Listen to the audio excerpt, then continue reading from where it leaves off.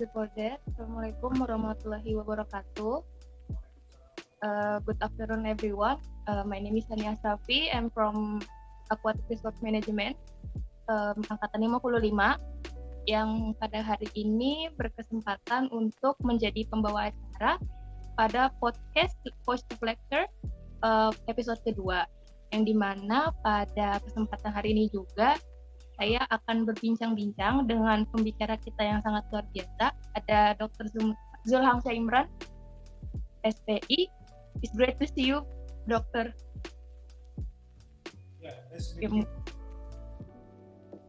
mungkin nice to meet you all.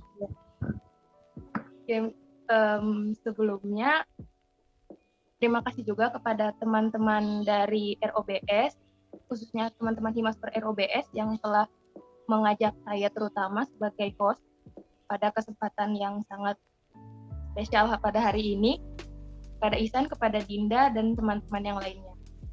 Kemudian mungkin saya akan menjelaskan terlebih dahulu terkait apa itu Voice of Lecture, di mana Voice of Lecture ini merupakan suatu podcast atau berdiskusi, berbincang bersama para dosen MST terkait berbagai isu yang sedang terjadi, di mana hal ini juga bertujuan untuk memaksimalkan para mahasiswa MST dalam mendengarkan pendapat atau aspirasi dari para dosen.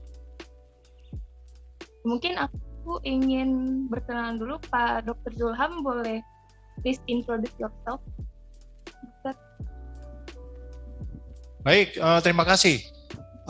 Sahabat Biotrop dan juga sahabat-sahabat mahasiswa yang berhimpun di dalam Himpunan Mahasiswa Manajemen Sumber Daya Perairan.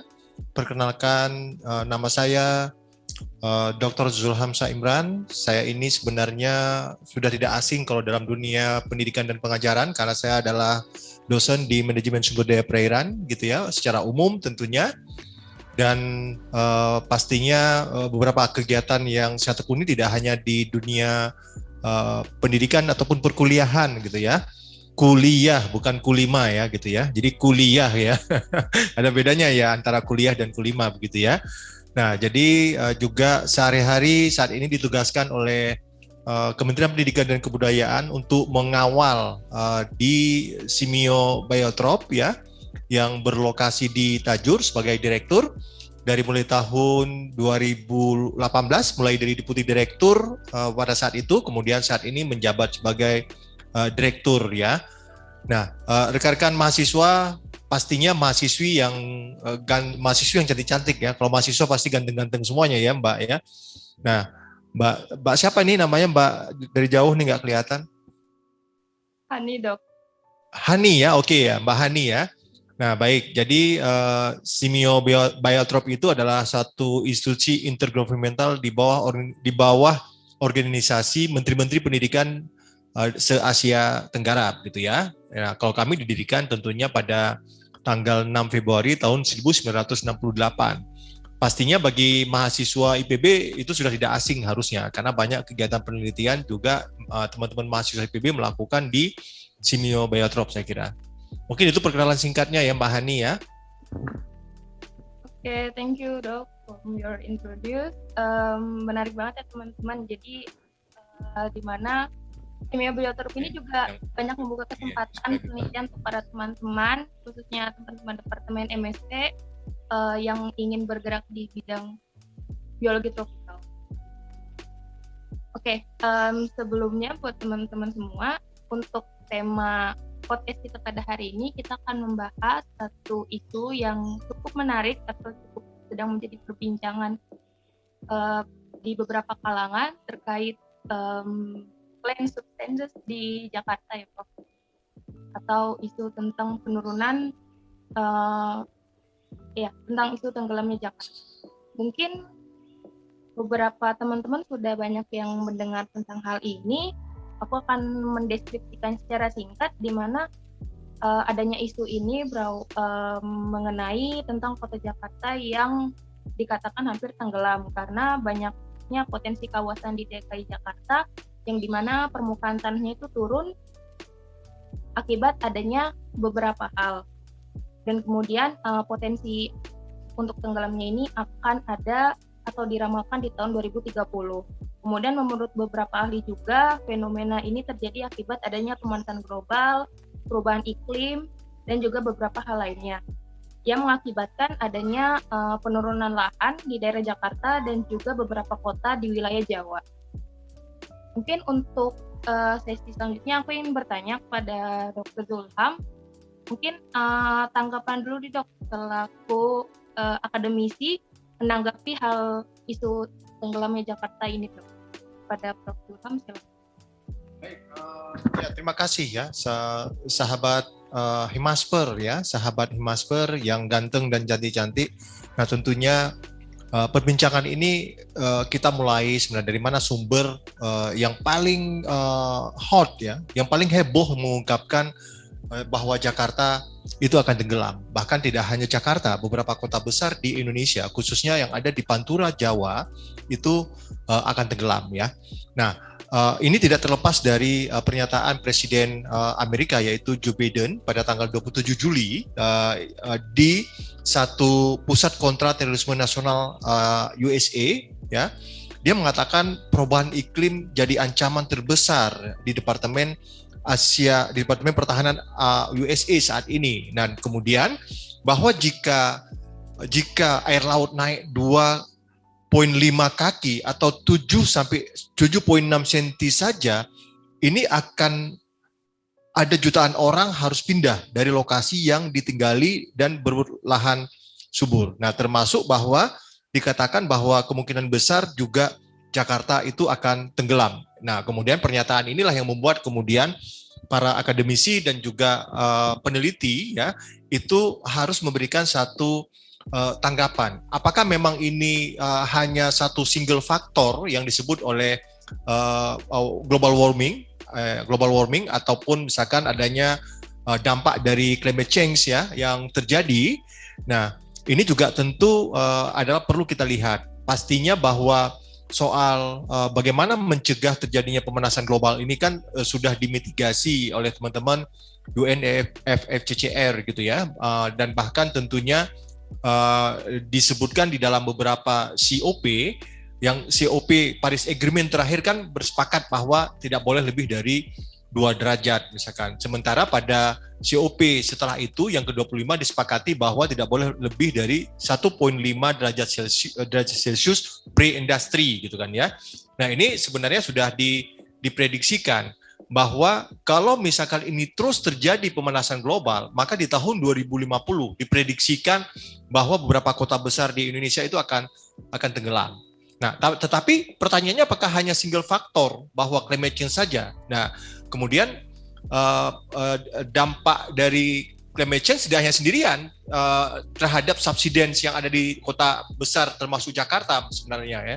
Karena ini ternyata juga dimunculkan oleh semakin adanya terjadinya amblas dari beberapa wilayah wilayah daratan pesisir yang ada di Pantura termasuk DKI dan juga Semarang. Nah, kalau kita perhatikan peta prediksi yang dikeluarkan oleh satu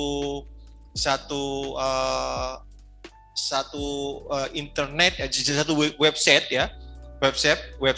ya itu Coastal Climate Center ya ORG, Coastal Climate Center ORG, maka mereka memetakan banyak sekali kota-kota tidak hanya di Pulau Jawa yang akan tenggelam, termasuk di Kalimantan pun itu akan tenggelam. Ya, mereka merilis yang disebut dengan land projected to the below annual flood level in 2050.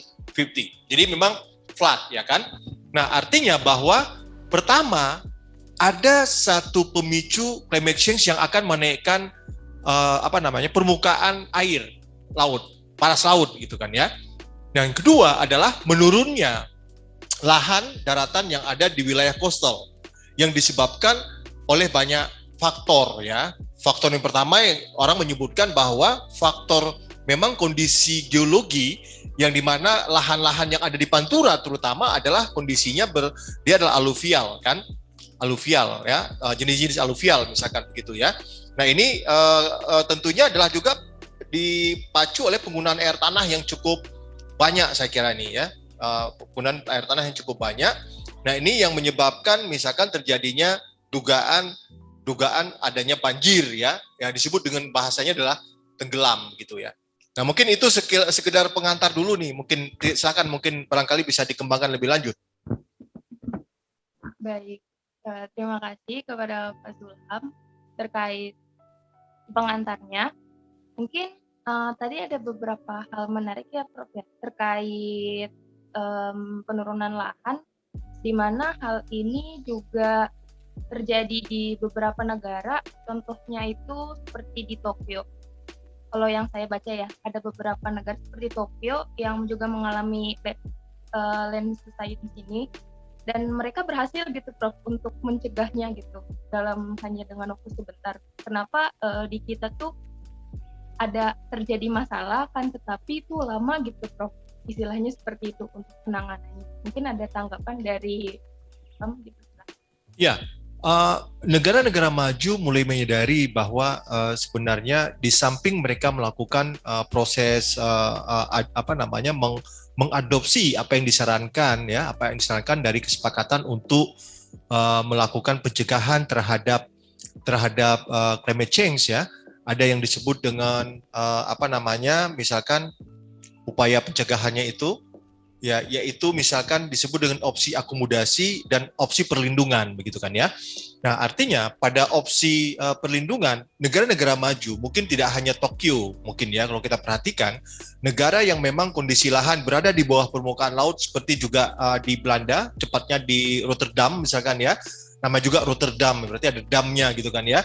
Nah, itu tentunya mereka membangun satu sistem tatanan hidrologi yang baik, di mana ada kapan air itu akan masuk ke daerah daratan dan kapan air itu harus keluar dari daratan, dari mulai saluran-saluran atau kanal-kanal. Kalau di Belanda kan di Rotterdam dibangun kanal-kanal, bahkan dijadikan untuk tempat wisata, gitu ya. Nah, begitu juga di Tokyo. Di Tokyo barangkali juga mereka sangat menyadari bahwa kemampuan dari air itu berada pada catchment area, termasuk di sungai-sungai, di tempat-tempat persinggahan, itu mereka upayakan. Contoh misalkan Tokyo, even misalkan di daerah tempat saya tinggal dulu di Hiroshima ya, di Hiroshima, tapi saya tinggalnya di Saijo, di Higashi Hiroshima, maka setiap pemukiman itu selalu dibangun kolam-kolam untuk penampungan air hujan misalkan. Karena pasti pada kondisi di mana air hujan terjadi dalam waktu bersamaan dengan pasang naik, maka itu akan membuat air akan daratan yang ada di ekoton, di daerah coastal pasti akan banjir kan, karena dia air nggak bisa turun, tetapi juga air sedang naik kan, karena dihantam oleh pasang kan, yang disebut dengan saat ini adalah rob kan. Nah, diperparah tadi bahwa memang kondisi lahan kita subsidence ya, subsidence berarti dia sudah mulai penurunan ya. Nah, ada yang mengatakan bahwa tingkat penurunannya itu lumayan ya, di Jakarta itu sekitar 0,43 cm per tahun misalkan. 0,43 cm per tahun. Memang tidak sampai 1 cm, tetapi bayangkan kalau itu kita kalikan dari tahun sekarang nih, tahun 2021 ke tahun 2050, artinya ada sekitar 30 tahun kan. 30 dibagi setengah misalkan, asumsikanlah setengah, maka naiknya sekitar turunnya sekitar 15 cm. Ya, 15 cm berarti itu cukup lumayan kan? 15 cm kalau sebesar ini, maka air akan cukup mudah untuk tergenang di daratan pesisir. Belum lagi kita bicara soal bahwa bagaimana sebenarnya ekosistem yang harusnya dia memang daerah rawa, termasuk adalah mangrove kan, dia adalah wetland ya kan, itu juga tidak ada ya kan, itu membuat semakin memperparah kota Jakarta. Sementara di Tokyo itu sungai-sungai itu semua dia kembali dilakukan dengan normalisasi. Bahkan ada yang mereka lakukan untuk naturalisasi gitu kan. Tidak hanya normalisasi artinya mereka coba menggali ya kan kedalaman sungai menjadi pada kondisi yang supaya debit airnya cukup banyak, debit ya. Tetapi juga mereka sekarang menanam daerah-daerah aliran sungai, daerah-daerah das atau banknya itu dengan tanaman, minimal mereka tanam misalkan bambu ya. Ini yang saya perhatikan apa yang dilakukan di kota-kota besar yang ada di Jepang ya, salah satunya adalah Tokyo. Di tempat saya tinggal Higashi Hiroshima, sungai-sungai kembali ditanami, tetapi ada juga yang memang walaupun sudah dinormalisasi, ditemboki gitu ya. Nah, tetapi ada bahagian yang harus mereka tanami.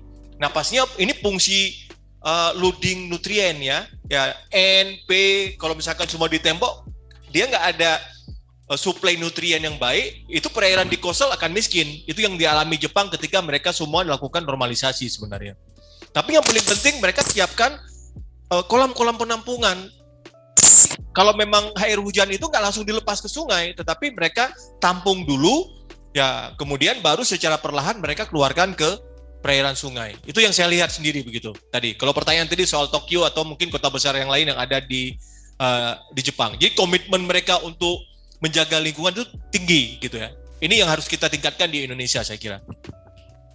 Oke, baik, luar biasa sekali Pak Zulham. Nah mungkin tadi ada yang menarik nih Pak terkait penampungan air hujan. Kalau itu saya pernah dengar istilah tentang di Jepang itu sudah mulai berjalan, mungkin sudah lama ya, terkait adanya pemanenan air hujan itu bagaimana ya untuk menanggulangi penurunan? Ya betul. Harusnya kan kalau siklus hidrologi, water cycle ya, kalau kita lihat kan itu kan dimulai dari apapun ceritanya, volume air terbesar itu ada di laut ya. Nah pertanyaannya, apakah air laut itu kemudian menjadi tawar itu sebuah takdir? Itu iya, tapi takdir ini perlu proses kan, perlu satu proses kimia kan, sehingga dari yang dia mengandung garam dan mineral gitu kan ya, yang garamnya tinggi 33 per mil per mil ya atau PPT ya. Nah, itu kemudian menjadi air tawar setelah dapat satu proses kan gitu kan ya. Naik dia menjadi air hujan, turun di daerah-daerah yang daratan sampai ke puncak gunung kan. Harusnya pemanenan air hujan ini kan dilakukan langsung secara natural, baik itu oleh pohon maupun area-area yang masih ada serapan air ya. Termasuk mungkin ada yang masuk ke dalam tanah kan begitu kan ya. Nah, masalahnya kan ini semakin terbatas. Nah, kemudian saya kira pemanenan air hujan mungkin bisa dilakukan secara buatan dengan membuat bak-bak. Nah, sekarang kita perhatikan gedung-gedung bertingkat barangkali di Indonesia pun ya, tidak hanya di Tokyo, itu mulai berpikir untuk bikin bak-bak penampung supaya air hujan yang turun itu tidak langsung misalkan mengalir ke sungai.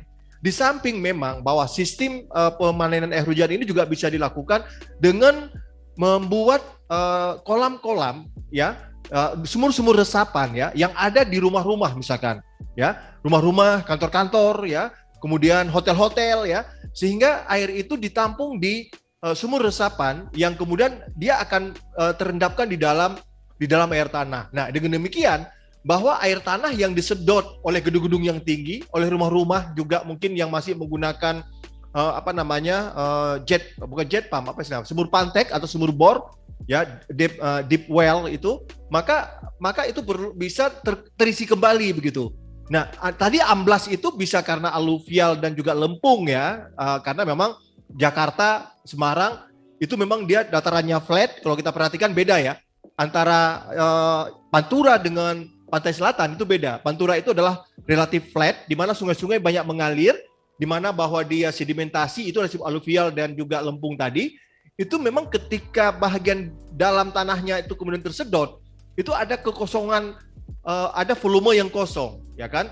Sehingga kadang-kadang dia akan amblas. Nah, kalau amblas mungkin bisa jadi tidak secara langsung misalkan sampai dengan 3 meter, 5 meter, mungkin dia secara perlahan turunnya. Turun tadi yang disebut dengan Jakarta 0,43 cm per tahun, Semarang 0,53 cm per tahun misalkan.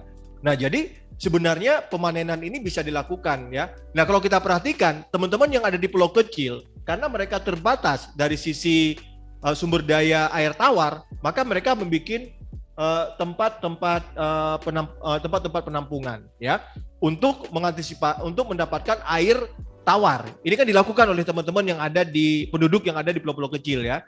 Nah, beda kalau yang di pulau daratan utama yang memang sumber airnya banyak, kecuali di daerah-daerah yang pesisir yang memang kondisi air tanah ketika mereka lakukan pembuatan sumur itu adalah brackish water, air yang memang payau, ya kan? Tetapi di bawahnya kadang-kadang kita menemukan sumber air tawar, walaupun misalkan di daerah pesisir begitu. Ini yang saya lihat. Jadi saya sepakat itu bahwa kita perlu bikin tempat-tempat untuk pemanenan air hujan. Yang tadinya dipanen secara alami, tetapi sekarang kita mungkin bisa bikin pemanenan secara buatan begitu. Begitu kira-kira Hani. Baik, terima kasih kepada Pak Zulham. Oke, selanjutnya mungkin kita sekarang beralih ke Jakarta ya Pak ya. Dimana Jakarta ini kan termasuk salah satu kota besar yang ada di Indonesia.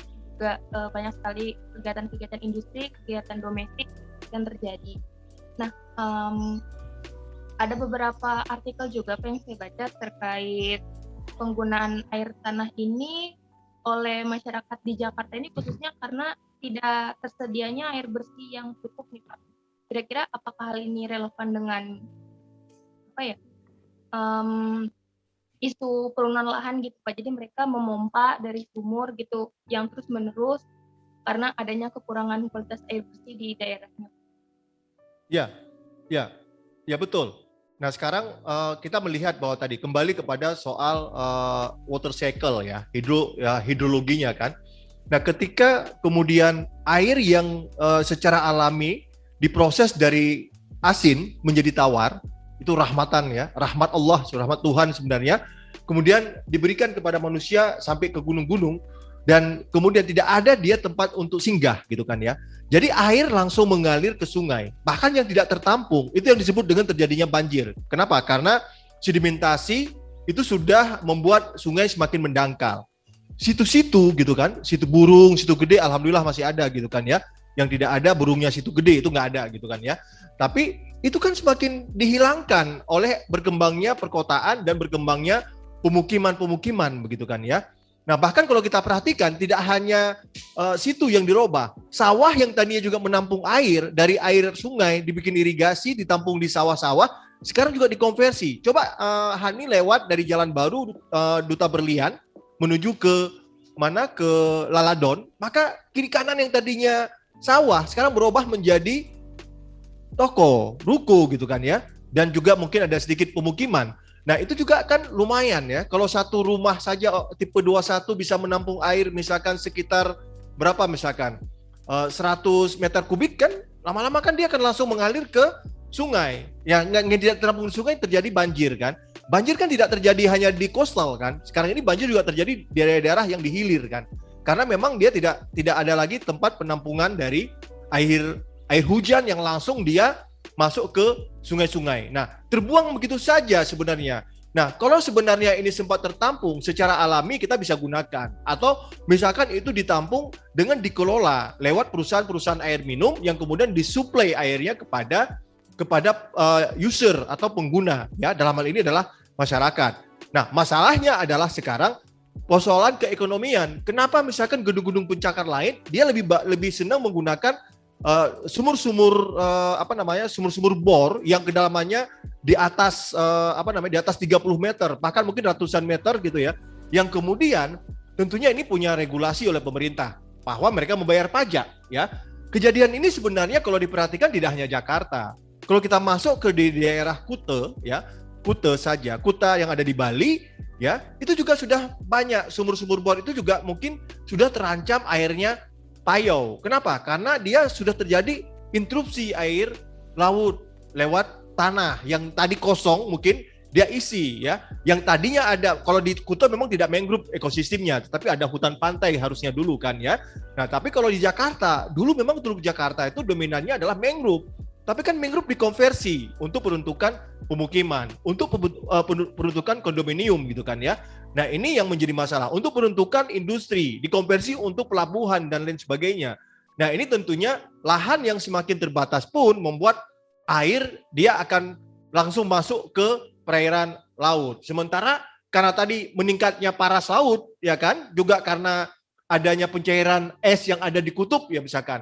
Tetapi kan tidak single faktor. Di Teluk Jakarta kan juga ada reklamasi kan. Reklamasi 2 pulau saja berapa volume air yang sudah tidak bisa mengisi karena dipindahkan menjadi daratan kan. Itu juga harus dipertimbangkan saya kira. Nah, itu mungkin kira-kira. Jadi menurut saya memang ini juga harus kita bangun dalam satu regulasi di mana dalam konteks RZUP3 coastal pemanfaatan wilayah pesisir darat ada RZUP3K yang harus sangat ketat. DKI sampai sekarang juga belum ada perdanya, RZUP3K-nya kan. RT RW-nya sudah ada gitu ya kan ya. Nah, RT RW juga harus semakin ketat. Artinya kalau kita bicara scientific base ya, dan bicara konteks regulasi di mana Undang-Undang 32 2009 menyebutkan bahwa ada 6 muatan di dalam KLHS yang harus dipertimbangkan, di samping di dalam tapak proyek harus ada AMDAL, carrying capacity misalkan. Apakah kita sudah memperhatikan carrying capacity, berapa area atau berapa seascape yang bisa kita gunakan untuk yang bisa kita manfaatkan. Nah, memang ada juga yang diatur dalam satu regulasi yang lain oleh pemerintah Indonesia bahwa misalkan Pulau Jawa, area konservasi at least harus 40%. Kalau Papua berapa persen? 70% area konservasi, darat maupun laut. Tapi kalau Jawa mungkin karena dia sudah relatif padat, maka disebutkan harus ada 40%. Nah, termasuk di dalam RT RW, dalam DTR DKI misalkan, itu harus ada berapa persen? At least adalah 20% misalkan. Area terbuka hijau. Nah, atau 10-20%. 10% aja udah susah gitu ya DKI gitu. Nah, jadi sekarang misalkan mereka mencoba menanam kembali kan area-area mangrove gitu. Mungkin nanti kita bicara terkait dengan apa sih upaya-upaya yang bisa kita lakukan begitu. Begitu Hani. Baik Pak, mungkin berikutnya kita masuk ke langsung, aku ingin menanyakan terkait upaya ya Pak ya. Salah satu yang sudah dilakukan oleh pemerintah di wilayah Jakarta itu contohnya pembuatan tanggul. Akan tapi mungkin ada beberapa berita juga, dan kemarin juga saya sempat menonton video tentang pembuatan tanggul itu yang mungkin tidak bisa berjalan cukup baik ya Pak, karena pembuatan tanggul ini untuk di pemukiman warga yang masih berseberangan dengan daerah laut itu masih terkena dampak airnya Pak. Jadi dari mereka juga tanggul ini kayak ibaratnya belum sesuai sama yang mereka harapkan gitu. Tapi apakah menurut Pak Zulham pembuatan tanggul ini sudah baik gitu Pak untuk dilakukan? Ya, manusia kan berupaya untuk mencari solusi-solusi ya. Memang betul dalam rangka menanggulangi dampak dari perubahan iklim global dan juga perubahan iklim di Indonesia tentunya begitu ya. Apalagi kita di daerah tropis, salah satu rekomendasinya kan untuk kasus Teluk Jakarta maka dibikin giant canal kan, tanggul yang besar gitu kan ya. Giant sea wall, mungkin giant sea wall itu yang dulu istilahnya kan pada saat rame-ramenya reklamasi dulu itu kan ya. Nah, tetapi di daratan itu maka dibikin kanal-kanal. Ada kanal timur dan ada kanal barat. Itu untuk proses hidrologi supaya air bisa mengalir dengan baik ke laut. Tujuannya kan begitu kan ya.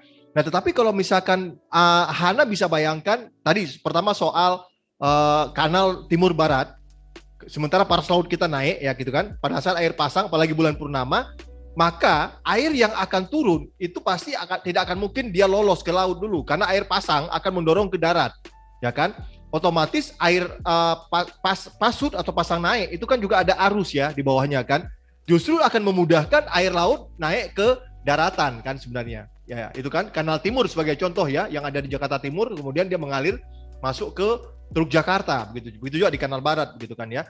Nah, artinya tadi persoalan yang di daratan saja ketika misalkan kita kembalikan normalisasi Ciliwung, kemudian dibikin semacam tanggul juga, ada refitment gitu ya, refitment tanggul, maka kan kita lihat sebelah kiri orang yang masih ada pemukiman, ada kemungkinan besar kalau sistem hidrologinya tidak bagus, drainase tidak bagus, maka akan mereka ada banjir kan. Jadi di sungainya mengalir, tapi di sebelah kiri kanannya itu masih terjadi air itu tertampung di sana begitu kan ya, singgah di sana begitu, ini banjir.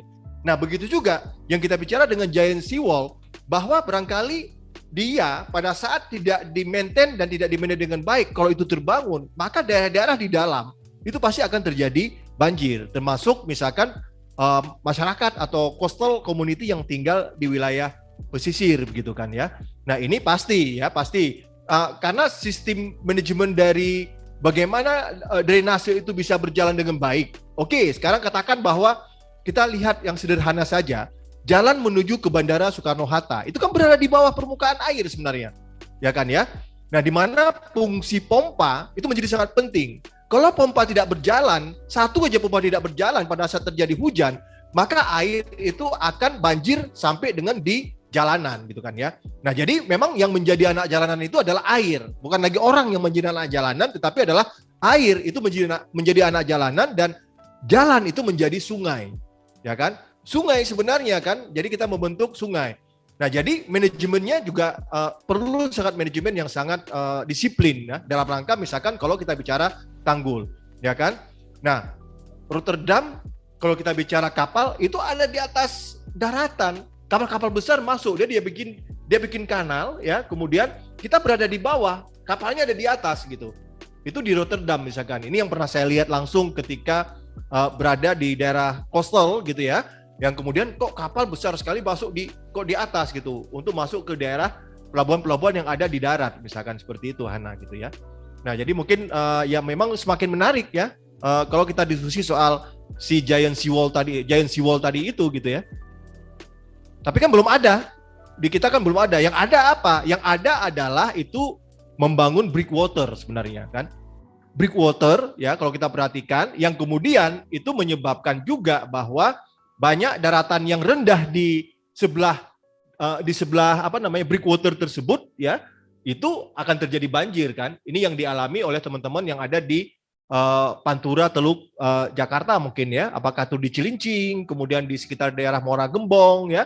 Nah, Muara Gembong kan menjadi salah satu isu yang menarik. Kalau saya lihat dari website yang saya lihat, memang paling merah dia di sekitar Muara Gembong itu nih.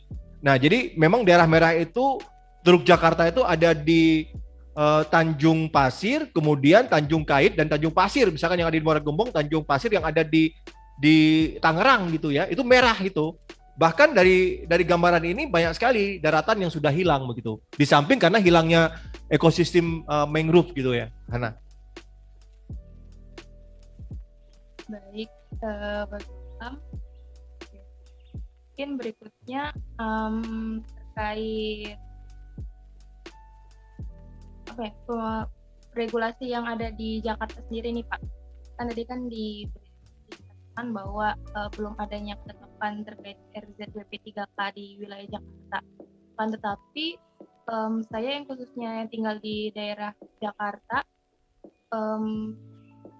sempat ada, bukan sempat ya Pak, sudah dilaksanakan, yaitu pendataan terkait sumur-sumur di Jakarta, untuk melihat bagaimana warga sekitar untuk menggunakannya, dan juga kalau masih ada juga yang memompa air tanah tuh akan dikenakan pajak gitu untuk sebagai apa ya, penanggulangan untuk mengurangi penggunaan air tanah itu sendiri untuk di Jakarta, jadi diberlakukan pajak. Ya betul, pasti itu kan upaya untuk pencegahan supaya masyarakat tidak terlalu banyak menggunakan air tanah ya, dengan mengeluarkan satu sistem bukan punishment ya, tetapi adalah pajak gitu ya. Pajak air gitu kan ya, pajak air, supaya masyarakat merasa terbebani kalau dia menggunakan air tanah setelah didata terlalu mahal, tapi mungkin mereka kalau merasa mahal kemudian beralih kepada air yang bersumber dari yang dikelola oleh perusahaan air minum di DKI Jakarta misalkan gitu kan ya.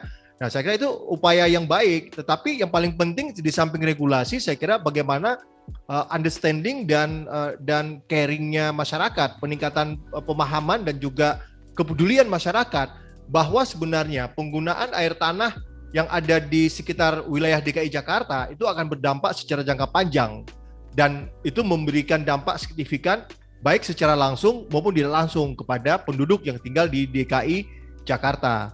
Nah, barangkali memang tidak seluruh DKI Jakarta akan tenggelam prediksinya, mungkin daerah-daerah yang memang di daerah coastal area tadi ya, karena memang dia terjadi penurunan subsiden dari lahan daratannya, tetapi juga permukaan lautnya juga meningkat begitu. Nah, ini tapi bagaimana memberikan satu pemahaman yang baik ya untuk meningkatkan kesadaran bahwa sebaiknya masyarakat sudah mulai mengurangi penggunaan air tanah gitu. Tetapi tentunya harus ada satu kebijakan yang lain saya kira, yaitu subsidi ya. Subsidi bagi masyarakat yang tidak mampu. Ya, bagaimana misalkan supaya masyarakat dia bisa menggunakan air dari perusahaan air minum daerah dengan disubsidi. Nah, pola subsidi ini mungkin juga harus dibikin secara berjenjang kepada masyarakat yang kurang mampu. Kurang mampunya pun itu macam-macam kan mungkin kan. Harus ada perbedaan ketidakmampuan ini. Ini yang perlu diperhatikan begitu. Nah, artinya dalam kelompok keluarga prasejahtera misalkan disebut seperti itu, kan banyak prasejahtera 1, prasejahtera 2, prasejahtera 3 kan.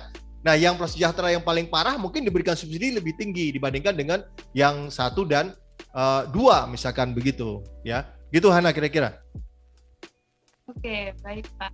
Nah mungkin dari ada nih beberapa pertanyaan juga yang menarik nih Pak terkait kan dengan adanya isu ini, mungkin teman-teman sini juga udah pernah mendengar ya terkait adanya pemindahan ibu kota. Nah itu apakah ada hubungannya dengan hal ini Pak? Ya, pertama justifikasi kenapa sih ibu kota dipindahkan? Apakah akan dijadikan ibu tiri gitu kan ya? Gitu kan. Ini jadi masalah itu kan. Ibu kota dipindahkan dan nanti jangan ada jadi ibu tiri dia kan. DKI Jakarta yang di ibu kota baru itu yang ada di Kutai Kartanegara dan juga PPU Penajam Utara kalau nggak salah ya. Nah jadi memang secara carrying capacity ya pertama ya, ibu kota Jakarta ini sudah terlalu padat. Dia sudah tidak bisa lagi menampung proyeksi jumlah penduduk misalkan 25 tahun yang akan datang misalkan ya. Even juga hinterland-nya, buffer zone-nya misalkan seperti Jabodetabek pun itu diperkirakan jumlah penduduk itu akan sangat besar. Berapa sekarang penduduk di Jakarta? Misalkan 10 jutaan. Bogor saja misalkan sudah 2 jutaan gitu kan ya. Kota Bogor ya, belum masuk kabupaten begitu ya. Nah, artinya bahwa memang ini perlu diantisipasi bahwa kegiatan-kegiatan administrasi negara, pengelolaan negara mungkin perlu ditata dengan baik kembali sehingga ada rencana pemindahan ibu kota negara ke Kalimantan Timur ya. Nah, artinya bahwa kegiatan ekonomi mungkin masih berlangsung di DKI Jakarta sebagian besar begitu kan ya. Tetapi kegiatan administrasi dan pengelolaan negara itu mungkin akan berlangsung di ibu kota negara yang akan dipindahkan. Nah, memang isu berikutnya yang sekarang ini didengar adalah membengkaknya anggaran APBN di tahun untuk membangun ibu kota negara baru. Itu yang menjadi isu yang baru saya lihat juga begitu ya. Nah, mungkin nanti adik-adik bisa melihat dari berapa sih angkanya yang dibutuhkan, berapa ribu triliun atau berapa ratus triliun sih gitu ya untuk membangun ibu kota negara misalkan gitu ya. Nah, mungkin itu bisa dikaji lebih lanjut begitu kira-kira ya. Nah, jadi pertimbangan yang lain adalah geopolitik dan geostrategik saya kira ya. Karena kan kalau kita lihat DKI Jakarta itu kan memang dia dekatnya adalah lebih sepertiganya ke Aceh mungkin ya, tapi 2/3-nya ke Papua gitu kan ya. Nah mungkin kalau diletakkannya di Kalimantan Timur, jadi dalam konteks posisinya itu akan seimbang. Jarak antara Papua dengan Aceh itu akan menjadi lebih seimbang. Bisa jadi menjadi setengah-setengah jaraknya gitu ya, lebih kurang lah gitu ya. Lebih kurang, itu juga menjadi pertimbangan yang menarik. Pertimbangan lain adalah ingin menghela gitu ya ekonomi yang ada di Indonesia bagian timur. Artinya Kalimantan Timur itu sangat berdekatan dengan Sulawesi, terutama Sulawesi di bagian tengah ya, Palu ya, itu Sumatera, Sulawesi Barat itu dekat dia, ya kan? Sehingga ekonomi tidak hanya berkembang di Kalimantan Timur dan Kalimantan Tengah serta Kalimantan Barat dan Kalimantan Utara misalkan ya, tetap Kalimantan Selatan juga, tetapi juga dia akan berkembang ke Sulawesi. Dengan demikian juga bahwa dari Sulawesi diharapkan ada multiplier effect sampai ke Maluku serta Papua Barat dan Papua, serta juga di bagian bawah Nusa Tenggara Barat dan Nusa Tenggara Timur. Tapi dua yang terakhir ini, Nusa Tenggara Barat dan Bali mungkin itu memang sudah bertumbuh karena dia memang daerah yang relatif bertumbuh dan memang mereka ada faktor penghela ekonomi yang lain dekat ke Jawa Timur kan, dekat ke Jawa Timur. Nah ini mungkin pemerintah mengharapkan hal yang demikian. Kalau kita lihat kan PDB itu kan yang paling besar beredarnya dihasilkan di Pulau Jawa. Ya sementara hanya sedikit sekali mungkin ya, hanya sekitar berapa persen, saya tidak tahu persis angkanya yang ada di luar Jawa kalau kita perhatikan. Ya. Itu beberapa faktor kenapa ibu kota negara harus dipindahkan gitu ya. Nah, jadi sekali-sekali memang bukan sekali-sekali. Jadi mungkin dengan adanya ibu kota negara pindah ya Indonesia itu menjadi lebih maju tidak hanya di Pulau Jawa, tapi juga mungkin di pulau yang ada di luar Jawa yang semakin banyak itu saya kira. Oke, baik, Kak Zulham. Oke, mungkin pertanyaan terakhir dan juga pertanyaan dari teman-teman Himasper juga ya Pak ya. Kira-kira ada nggak Pak harapan dari Pak Zulham untuk kita juga para anggota Himasper untuk menanggulangi hal ini ya secara sederhana? Adakah program-program yang bisa Bapak sarankan untuk Ya baik, saya kira dalam konteks bagaimana kita melakukan upaya-upaya ya, saya kira itu sebelum saya menjawabkan harapan. Nah, upaya yang pertama adalah memang betul sepakat saya, regulasi penggunaan air tanah itu harus kita perketat begitu ya. Tapi yang kedua juga saya kira regulasi terhadap upaya reklamasi perairan ya, membuat pulau-pulau kecil itu juga harus kita perketat kembali karena ini menyangkut persoalan volume air yang akan semakin bertambah, dia mau pindah kemana itu volume air itu harus juga dilakukan gitu kan. Nah ya kalau memang bahwa dianggap tanggul itu bisa menyelesaikan masalah, perlu dilakukan kajian yang sangat komprehensif secara regional, tidak hanya parsial saya kira. Nah kemudian yang paling penting adalah bagaimana kita mencoba melakukan rehabilitasi, even restorasi dari mangrove ya, salah satu ekosistem pantai yang ada di pantai ya, yang ada di coastal yang menjadi penahan dari terjadinya banjir dan itu menjadi tempat persinggahan juga bagi tanaman. Nah, kemudian juga adalah upaya perusakan lingkungan itu harus kita lakukan dari sekarang saya kira. Nah, kemudian pembangunan kolam-kolam retensi tadi yang disebut kolam-kolam resapan, ini perlu kita lakukan saya kira saat ini ya. Even sederhananya adalah biopori misalkan, itu perlu kita coba kembangkan. Nah, kemudian yang paling penting adalah mencegah laju penurunan air menuju tanah. Artinya ada pengendalian eksplorasi air tanah dalam ya. Kemudian ada mericas ya, mengisi ulang lapisan penyimpanan air tanah tadi itu kan ada sumur-sumur tadi, biopori segala macam, mempercepat proses pemulihan ekosistem, saya kira ekosistem mangrove, mengembangkan alternatif suplai air baik untuk industri maupun rumah tangga, saya kira tadi PDAM ya, kemudian dari air hujan ditampung, kemudian juga air laut barangkali distilasi distilasi, pemurnian air laut gitu ya. Nah, kemudian juga tentunya adalah menyusun strategi terpadu dalam pengelolaan air hulu hilir, ini penting saya kira. Kemudian membangun sistem database dan monitoring yang memadai, serta mengintegrasikan aspek geoteknik dalam perencanaan dan desain bangunan dan infrastruktur ya. Artinya bahwa kadangkala juga mungkin kita harus kembali ke rumah-rumah panggung misalkan, seperti itu contohnya misalkan ya. Nah, kalau soal harapan saya kira bahwa adik-adik ini kan harapan bangsa ya. Ya walaupun ada yang mahasiswa bilang adalah mahasiswi harapan mahasiswa saja harapan bangsa gitu kan. Tetapi semua harapan bangsa saya kira. Nah, jadi terus mengisi pengetahuan yang terkait dengan bahwa mencintai lingkungan, menjaga lingkungan itu menjadi bahagian dari kehidupan kita. Nah, ini artinya dengan kita menyadari itu, maka pada langkah berikutnya kita akan melakukan berbagai macam aksi ya, aksi untuk menyelamatkan lingkungan, mencegah supaya dampak yang terjadi dari perubahan iklim tadi, dampak yang terjadi dari misalkan supaya kita menyadari tidak lagi menggunakan sumur-sumur yang air dalam ya, kecuali memang tidak ada sumber air lain gitu kan. Tidak ada sumber lain, itu mungkin harus kita bisa pahami juga begitu. Nah, kemudian saya kira harus sering kerja bersama saya kira ya, melakukan berbagai macam kegiatan untuk mengembalikan kondisi lingkungan yang rusak. Kalau ada ekosistem yang rusak, mari kita tanam walaupun hanya satu batang begitu ya.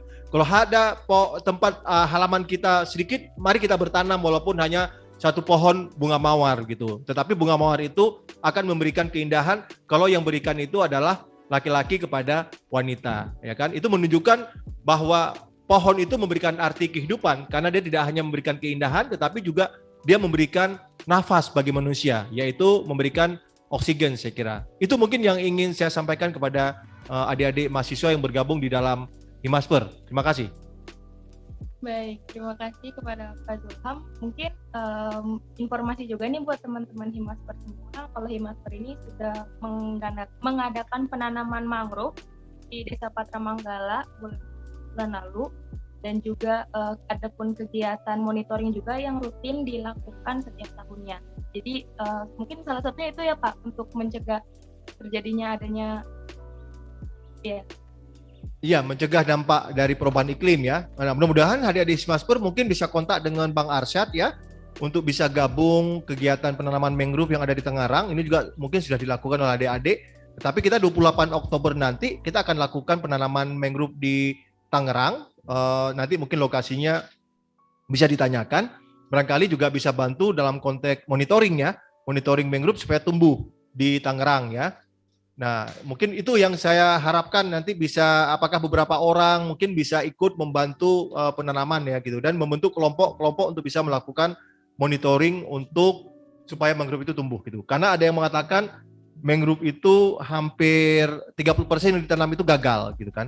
Hanya 70% yang berhasil untuk kembali. Itu pun kan tidak semua jenis ya. Yang kita tanamkan paling enggak dominan Rhizophyra dan juga Abyssinia saja kan. Sementara mangrove itu kan banyak jenisnya, saya kira begitu. Ya, gitu kira-kira Hani. Baik, baik pada Pak Zulham. Sebelum kita mengakhiri diskusi kita pada kali ini, kira-kira dari Pak Zulham ada pesan sepatah dua kata-kata untuk teman-teman Himasper agar lebih semangat nih Pak? Ya baik. Saya kira kan Himasper ini kan satu organisasi yang sangat peduli terhadap bagaimana menyelamatkan aquatic ekosistem ya yang sangat luas, baik itu di terestrial yang kita tahu situ dengan sungai beserta tanamannya dan pohon juga, tapi juga akan sampai dengan di wilayah coastal, khususnya mungkin teman-teman sekarang main di mangrove gitu ya. Nah, saya kira Himasper itu harus bisa melakukan dalam kondisi pandemi ini adalah bagaimana paling tidak adalah sharing pengetahuan ya. Sharing pengetahuan tidak hanya bagi mahasiswa, tetapi juga mungkin sharing pengetahuan kepada adik-adik kita yang ada di tingkat sekolah menengah atas misalkan ya. Nah, untuk menyampaikan informasi bahwa kita sangat penting untuk menyelamatkan ekosistem akuatik ini begitu. Sehingga mereka akan sebarkan kepada orang tua mereka akan sebarkan kepada adik-adiknya begitu. Ini penting sekali dalam konteks pandemi COVID-19. Tetapi dalam konteks misalkan mulai bisa melakukan gerakan, maka lakukanlah gerakan walaupun hanya sekedar melakukan kegiatan pembersihan dari ekosistem yang dikotori oleh sampah, baik itu plastik maupun non plastik ya misalkan gitu ya. Organik, even organik tentunya ya. Nah, tapi kalau bisa melakukan penanaman, maka tanamlah pohon itu dengan cinta. Sama dengan ketika adik-adik mahasiswa menanamkan rasa kasih sayang kepada adik mahasiswi dengan cinta. Baik, luar biasa sekali Pak Zulham. Oke, mungkin terima kasih banyak kepada Pak Zulham untuk informasi yang sangat luar biasa. Dan semoga apa yang beberapa hal yang disampaikan oleh Pak Zulham dapat bermanfaat untuk kita semua. Ya. Dan juga terima kasih banyak sekali lagi kepada teman-teman ROBS khususnya yang telah melaksanakan kegiatan Voice of Lecture pada kali ini. Terima kasih banyak juga khususnya kepada teman-teman di Biotrop, Pak Zulham, katanya kita bisa berdiskusi bersama. Thank you very much for the opportunity to be present at this time, Dr. Zulham Syah Imran. Mungkin dari aku, apabila ada kesalahan, mohon maaf. I'm very apologize from the wrong, ya, dari kalimat yang salah dari saya atau ada salah-salah perbuatan. Mungkin dari saya Hani Asrafi selaku host pada Voice of Lecture episode 2 kali ini mohon undur diri. Terima kasih banyak atas perhatiannya. Sampai jumpa di Voice of Lecture episode 2 pada kesempatan lainnya. Terima kasih banyak kepada Dr. Zulham Syah Imran. Bye Pak. Saya kembali lagi. Assalamualaikum. Waalaikumsalam.